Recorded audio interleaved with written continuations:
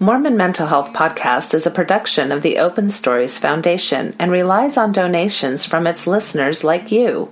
To help keep this podcast alive, please consider becoming a monthly subscriber. Any amount will make a difference. You can click the right-hand donate button on MormonMentalHealth.org. All contributions are tax-deductible within the United States and go towards podcast production and building community support and program development for Mormons on various paths and journeys. Thank you for listening.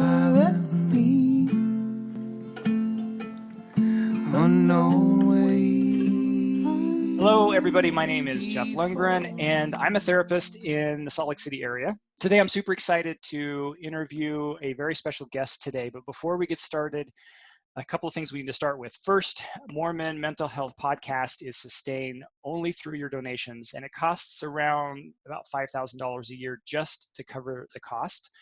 So any donation that you have is very helpful. Your donations go directly to support this particular podcast.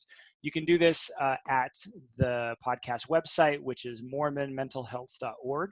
Now, if you want to support in non-financial ways, you can do that by liking the Facebook page, sharing links. You can tell a friend, participate by providing some comments and feedback on those places and social media. Of course, you can always send an email, that kind of thing, and recommend topics that you would be interested in listening to. So today, I would like to introduce Vhari Macbeth. Vhari is a clinical social worker in Utah, and she works as a therapist with a variety of clients, different situations, and she's got a real deep passion for helping people, as you will come to find out. She's very articulate, she's very knowledgeable, especially in working with women in a Mormon culture, which is why she's here. Recently, she participated in a large research study at UVU, which focused on the aspects of gender roles. She really did. She focused on the aspects of that particular study on gender roles, self-compassion, and interviewed and provided some research content from women that come from an LDS background.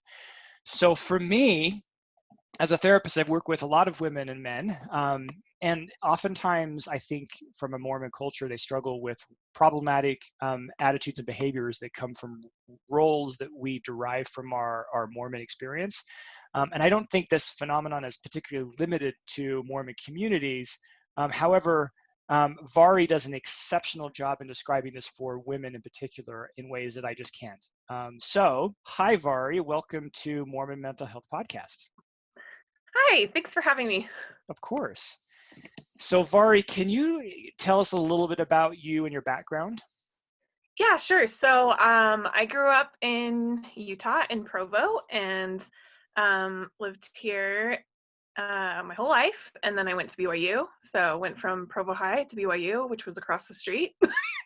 and then I am married. I have 4 kids. We lived in North Carolina and Connecticut in the Bay Area for a little bit, and now we're back here in Utah. And I just finished up with my Master's of Social Work at UVU. Fantastic. Yeah. So tell us a bit about, just kind of a high level about the research study that you participated in, and what in particular was helpful or of interest to you. Yeah, so I don't know if have you talked about self-compassion at all on the podcast? Yeah, it's been addressed in a couple different okay. ways. Sure. Because I was just going to give some background about self-compassion. Would that be helpful? Or? Yeah, sure. Okay, so it comes from Kristen Neff's research, and she talks about self-compassion in 3 ways. And one is self-kindness, and that's just the idea that you treat yourself like you would a best friend. So if your best friend's having a hard day, how would you talk to your best friend about that? Another is common humanity, and that's just the idea that we all experience suffering, we all experience pain and joy, and whatever you're going through, there's someone else who's also messed up or felt sad or whatever. And so that idea of recognizing that you're part of the human race and we're all suffering and having a hard time or experiencing joy. So, and then the last part is mindfulness.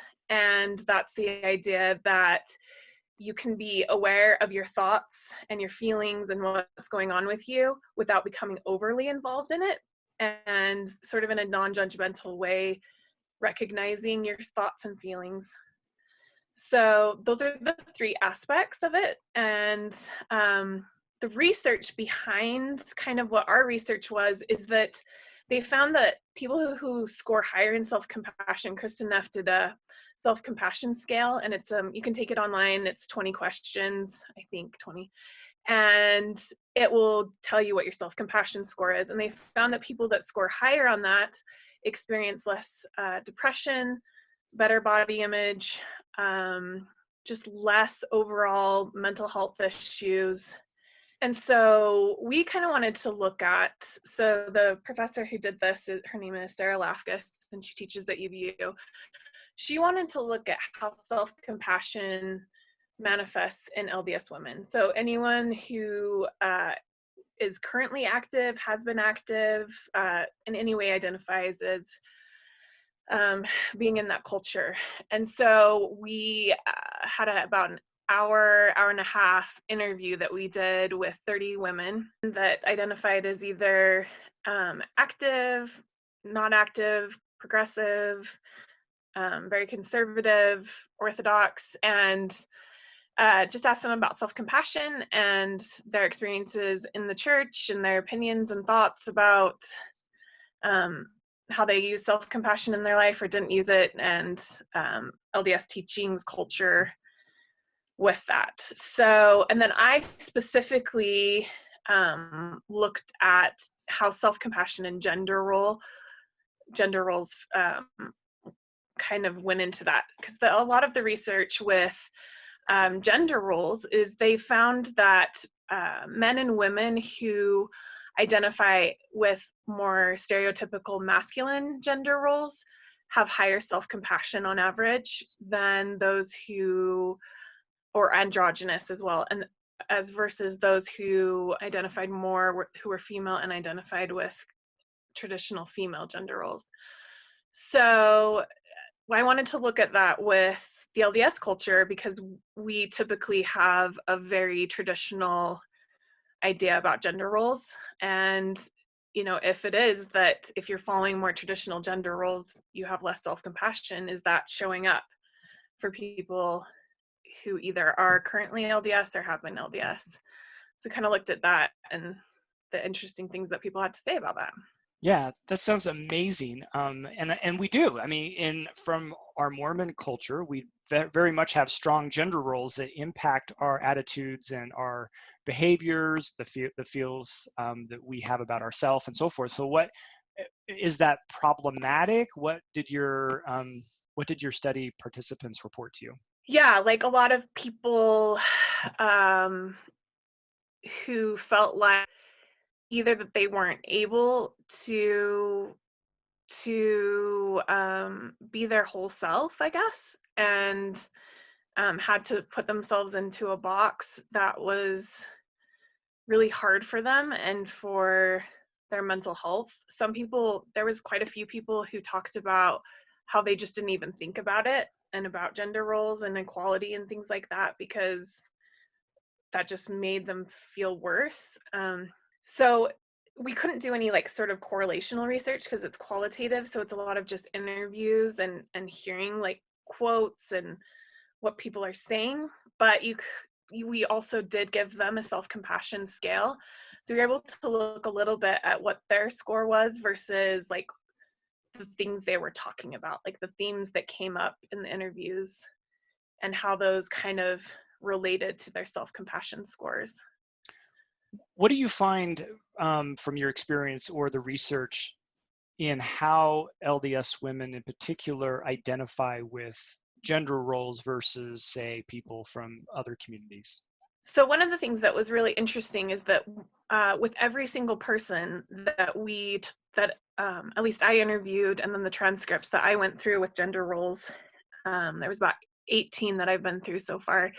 And every single one of them talked about gender roles in relation to being a mother or a father. So I would guess, and I haven't interviewed anyone asking these same questions who isn't part of the LDS community, but I would assume that when you ask them about gender roles, it'd be very much about like job versus no job versus what kind of career you have versus what someone else has, what kind of things you do around the home, if you take out the garbage or mow the lawn or whatever. Those would be the things that would maybe come up. And every single person only talked about it in relation to being a mother or a father and either providing for your family or taking care of the children. And so it was just really interesting to me that we very much immediately go to as an LDS community the idea of being a mother and a father, and how that plays into our identity and our roles as men and women. Whereas I don't think that would be like a As big common theme. Yeah. And how is that problematic?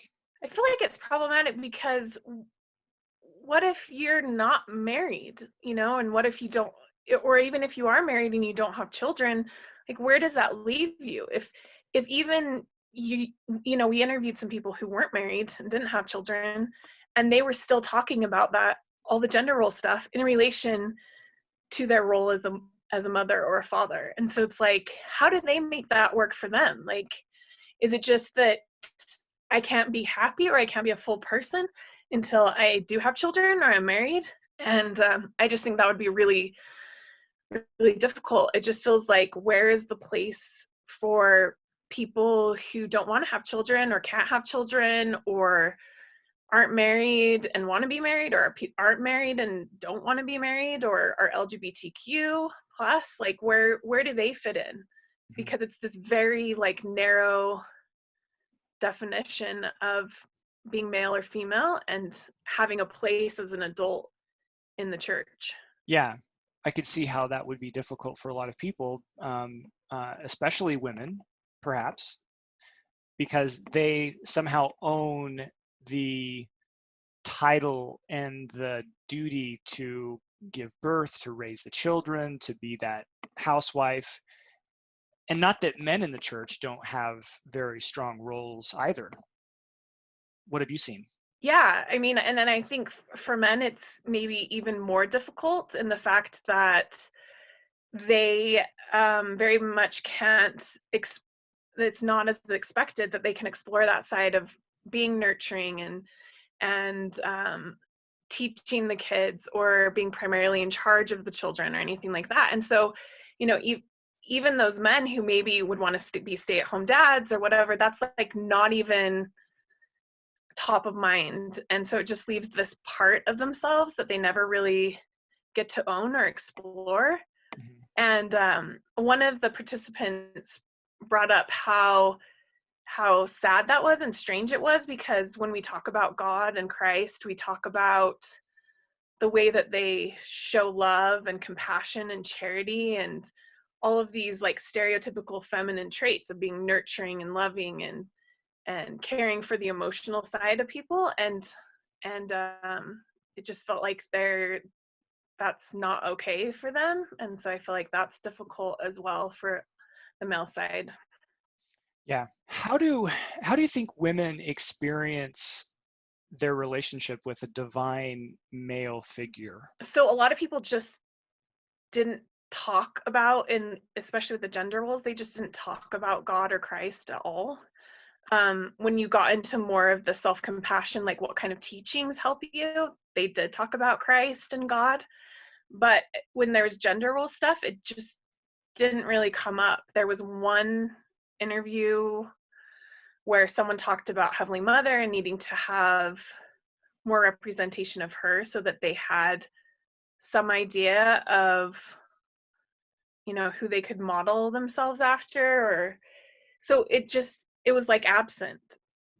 And I guess that's pretty appropriate, I guess. So, and some of the quotes that you had in your research, I think, were fascinating. And these aren't the names of the individuals themselves. These are pseudonames. Yeah. May says, I don't even know if I want to go to heaven. If it is what I think it is, what it appears to be, I don't even think it sounds very heavenly to me. Yeah. What do you And think I about think that's it. There was a lot of women who said, like, I don't want to think about it. Like, if they mentioned maybe that, like, that it felt like it was unequal, or it felt like they didn't really like how the roles were divvied up, or then it was like, I just don't think about it. And so, and then when you do, apparently for some people, when you do think about it, you still don't want to think about it, because you're like, well, even in heaven, what does that mean? Like, I'm going to be someone who no one ever talks about because I'm female, like I don't even exist, or I'm there with all my sister wives, or whatever it is. Like, Yeah, it, connect for me self-compassion with gender roles. How are these things related? so it was kind of interesting because it was pretty hard for people to, like, we would ask questions about gender roles and gender roles in the church, and all that kind of stuff, and then you'd get to a question where it specifically asked about self-compassion and gender roles, and a lot of it had to do with, like, if you didn't fit into this, if you fit into the box, it worked really well, because how you were behaving was socially acceptable, and it felt like there wasn't a lot of dissonance with who you felt like you are and accepting yourself, and who everyone else wanted you to be. And so it was very interesting, because even those who did see themselves as fitting in but felt very strongly about strict gender roles often had lower self-compassion scores. So the ones that had higher self-compassion scores recognized the importance of flexible gender roles and being able to do whatever was right for your family, you and your family. And they also were able to talk about where things seemed equal, where they seemed unequal. But those that just didn't really talk about flexible gender roles or were very strict on them often had lower self-compassion scores, as well as those that felt like they didn't fit in at all. So those that felt like they didn't fit in, and they had lower self-compassion scores. So, I mean, you can hypothesize, I guess, why that is, but we weren't able to show, like, Yeah. well, this is why it is. So, and that's where my mind goes. I think, I wonder why that is. And could it be, and I don't know, and I'm curious what your thought is about this. Could it be that when women try to be autonomous and unique, slightly outside of what is socially accepted for the role of women in an LDS community, that it contradicts in some way the kind of the attitude that some of those women may have about themselves? They're kind of like, they're rogue, right? They're kind of out on the fringe, and so that resistance then somehow lowers the amount of self-compassion that they have, unless, here's the thing I was thinking about, unless they behave more like men. Mm-hmm. Does that make sense? Mm-hmm. Yeah, definitely. And I think that just from my own personal experience, it's hard for women, because I think outside where there's, like, maybe stereotypical gender roles, you're maybe going against the social norm. But in the church, you're not just going against the social norm, you're going against what supposedly God has said is the right thing to do, Mm-hmm. right? So it's not just, oh, this is a little weird for, the culture. It's also, like, weird, like, God, it's wrong, right? Mm-hmm. So it's like this thing where you have to be able to, if you're going to have flexible gender roles, if you're going to do something that's not in the box, you have to be able to say, I have my own personal authority and my own relationship and revelation from God that says, this is what's right for me.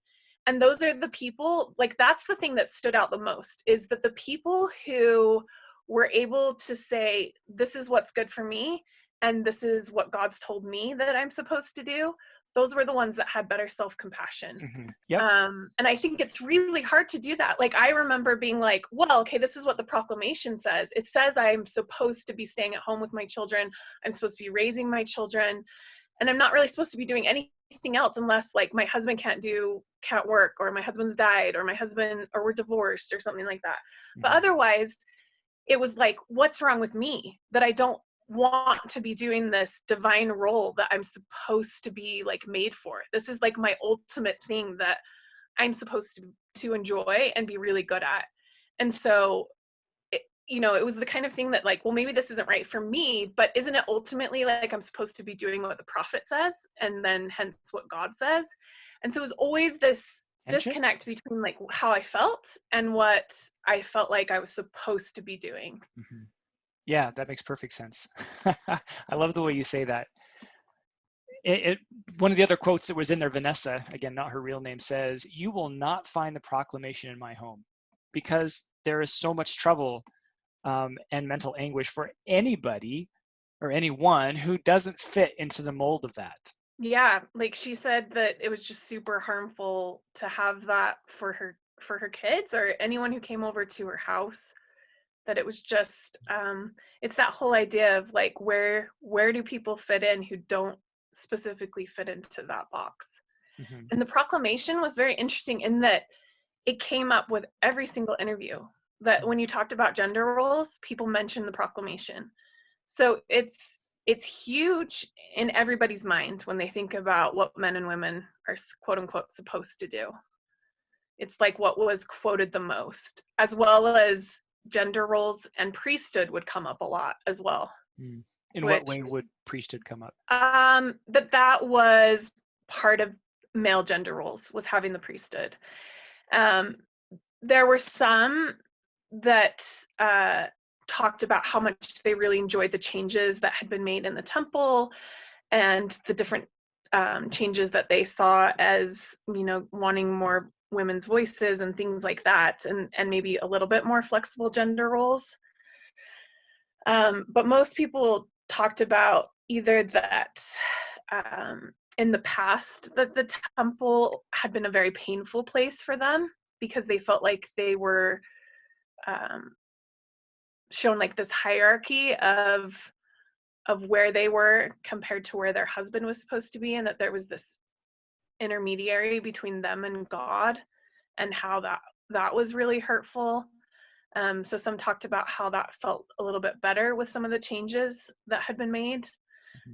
And some talked about the temple in that feeling like there's some sort of connection with having the priesthood in the temple. Then there was others who said like they didn't care, like the priesthood was for men, and like they didn't want the priesthood kind of idea. So I don't know. It just came up a lot, and it was like either they felt like in some nuanced way they also had access to the priesthood. Yeah. So, yeah. And then some people it was very much, this is a male thing, and that the equivalent of that was them having children. Yeah, I think that's a common experience. And I can see the struggle that some women or some families would have in not being able to fit that, as you described. Yeah. So as you kind of compiled this information, you went through it, in your mind, were there any solutions or approaches that you think people in the church leaders could take to improve outcomes for women or situations for women or men? Yeah, definitely. So there were a lot of people who talked about things that were harmful that in church teachings or culture that hurt their self-compassion, and things that were helpful. And something that came up all the time with being helpful was Christ and the atonement. So lots of people talked about how even sometimes they would think about how Christ would talk to them, or how Christ would treat them, or how he felt about them, and that helped them have compassion for themselves, and to be kinder to themselves. They talked about some of the things that were harmful was this idea of always needing to fit in certain ways. Like, so either like to be doing their callings to be doing all of these things in their families. Just so like they just talked about being overwhelmed with so many things and feeling like everyone else was able to accomplish those things, and they looked like they were doing the plan and they weren't, and that was hard for them. So that kind of idea of common humanity, where they have this idea that all these people are doing an excellent job having their family home evening and their scripture study and their at-home church and all this stuff, and then they were doing terrible at it. And so, I think the idea of having at church this dialogue of like, we're doing the best that we can, but yeah, no one's doing that. like this idea of common humanity of all, we're doing the best that we can, but we're all doing a pretty terrible job, and that's okay. And I loved what, I think it was Vanessa too that said that she's like, I just don't get the people who are perfectionistic, because that's just a losing game. Like, who do you think you are that you are going to be the best at anything? You're not. There's no one who's the best at anything. And so that's just a losing game. And frankly, it's kind of arrogant to think that you could be. And I thought, wow, that's a great way to talk to some people who are very type A, because I can be pretty hard on myself.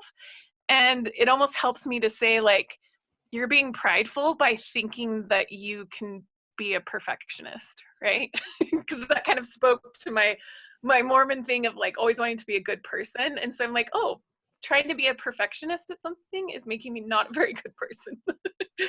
I've thought a lot about this as well. I mean, we do have this veneer that we put on ourselves as we want to portray ourselves to other people, and I don't know if that's a situation that comes from raising the bar, right? That got to do more, right? That President Hinckley of let's I forget exactly how he worded it, but I remember him always talking about being better. Right. And probably goes back even more to, like Spencer W. Kimball, just do it. It was very behavior driven. And so with the advent of social media, provides this very fluid way to paint that veneer to as many people as possible. And voila, now we have this social expectation that we all have to be like that. What do you think? Oh yeah, totally. Like, and I feel like there's so many checklists, right? And I think that when we really like intellectually look at it, we say like, well, that's what the Pharisees would do. Like, have all of these very specific things that you had to do to be okay with God. And when you really look at it, you're like, no, that's not how it is. It's a very like personal relationship and very individualized way of living your life that you can decide. But it's that interplay all the time of like, that that's how it is, like theoretically, but in reality there's all of these checklists to be doing all of the time.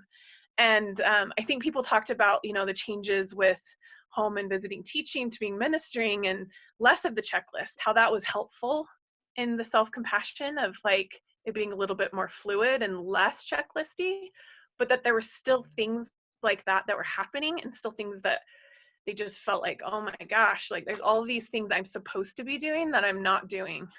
And I feel like a lot of times it always felt like, okay, like you're not doing enough. Like I'd go to lessons with Relief Society, you'd go in, and it would always be like, how can we do better? Instead of a lot of like, you guys are doing really well. That didn't come up a whole lot. It was like, they were always focused on doing better. Like, you're not doing enough. And yeah, so I felt like, I feel like people were talking a lot about that, how they would go and the lessons would all be about how they needed to do more.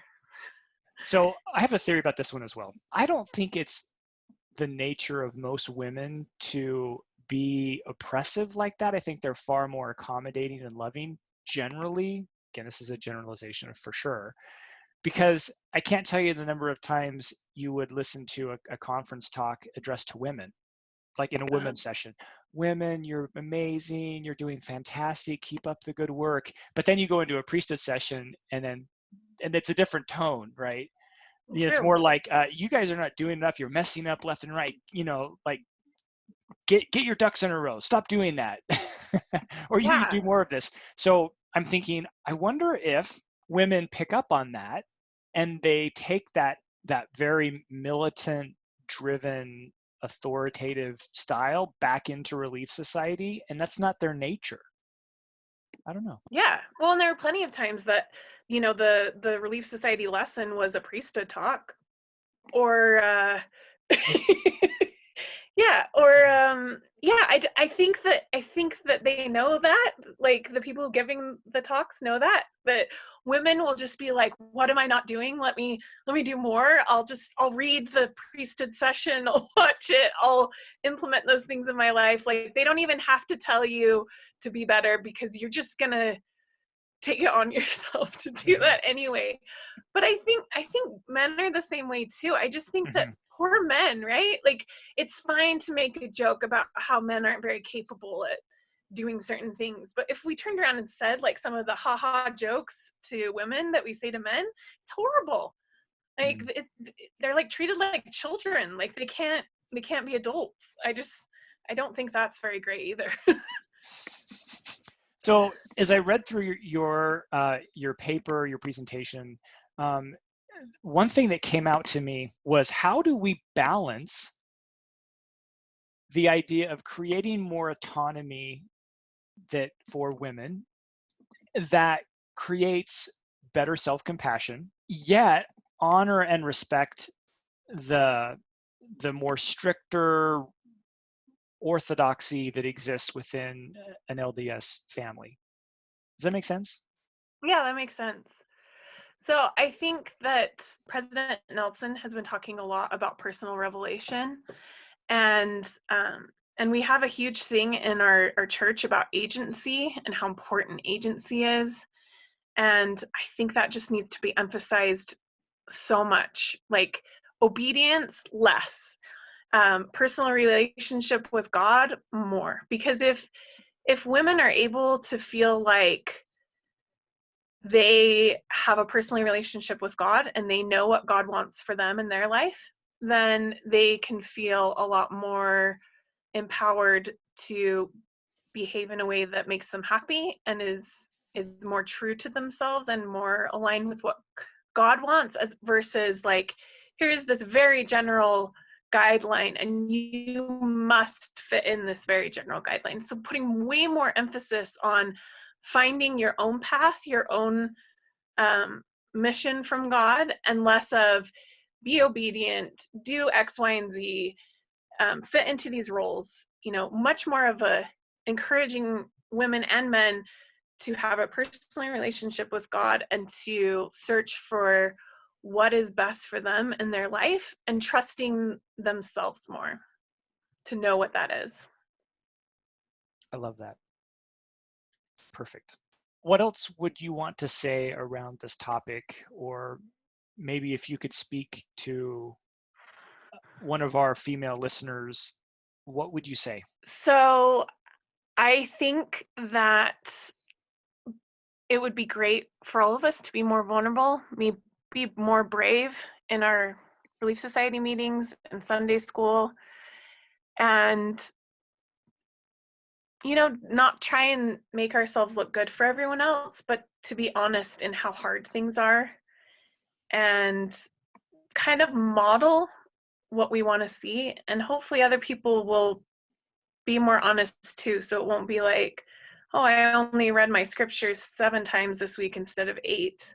I'm a horrible person, which is what I would hear all the time. And you're sitting there thinking, like, I'm crying every night, like I'm so like, but you didn't feel like you could really talk about that and anyone would really hold you. And so I feel like you can do that being a participant in the class. You can also even make a greater difference if you're in the presidency, in modeling that and talking about how hard it is and continually talking about the good things that you notice that people are doing.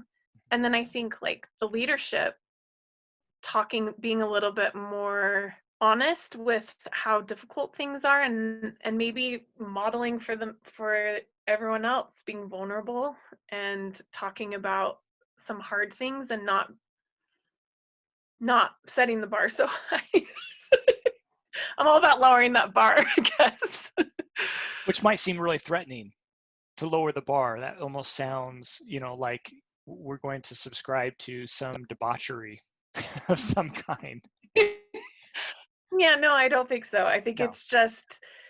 it's having that space to be honest, to realize that I think even if you don't have all these crazy high expectations for yourself, I don't think you're just going to go and turn into a horrible person who's ready to kill everyone and steal all their money. I think you'll still try really hard to be the best person you can be. So I think we need more comfort that what we're going through is difficult, and more praise about what we're doing really well. And I think that, they even show that with rats, the more positive reinforcement you give rats, the longer they keep doing that behavior. It stays on way longer, even when you're not rewarding them anymore. And punishment is not as good at keeping a behavior going. So I just think, just rewarding the good and acknowledging that stuff's hard. Yeah, I love that. Perfect. Thank you, Vhari. How do people get a hold of you if they want more information about this particular research project, or maybe other things that you do? How do they reach you? So I'm going to be giving therapy down at an office called Cedar Psychiatry in Springville and Orem. And I don't know. What do I say, Jeff? Well, I think you said it, right? This is how people can reach out to you. Yeah, you can. That's how you can get a hold of me. Someday I'll be like a social media person, and I'll have like Twitter. I have a Twitter and I have an Instagram, but it is not professional. So if you can find me, hit me up on either one of those. That's great. I love it. Vhari, thank you again for spending a few minutes. I really appreciate it. You articulated. Oh, thank you, Jeff. You're awesome. Oh, so that's good very kind of you. Thanks. No, you really are. All right. I hope people know how to get a hold of you, Jeff. Yeah, probably on the when I get in trouble for saying the wrong thing. Yeah. Awesome. Thanks again, Vhari. Thanks for joining us today on Mormon Mental Health Podcast. If you enjoyed this episode, please help us and become a monthly subscriber at mormonmentalhealth.org. The goals of this podcast include education, advocacy, and the mental health and general well-being of Mormons and their families. We can't further this work without your support. Music for this episode was provided by the Lower Lights. Over life's tempestuous sea, chart and compass came from thee. Jesus, Savior, pilot me, unknown ways before me roll, hiding rock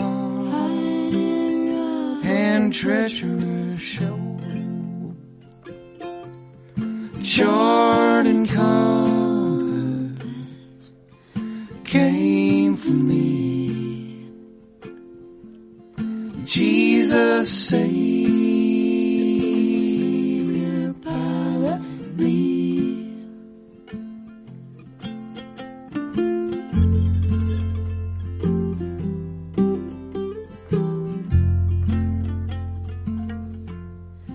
As a mother stills her child, thou canst hush the ocean wild, wondrous sovereign of the sea. Jesus, Savior, pilot me. boisterous way, obey thy will, when thou sayest to them, be still. Wondrous sovereign of the sea, Jesus, Savior, pilot me.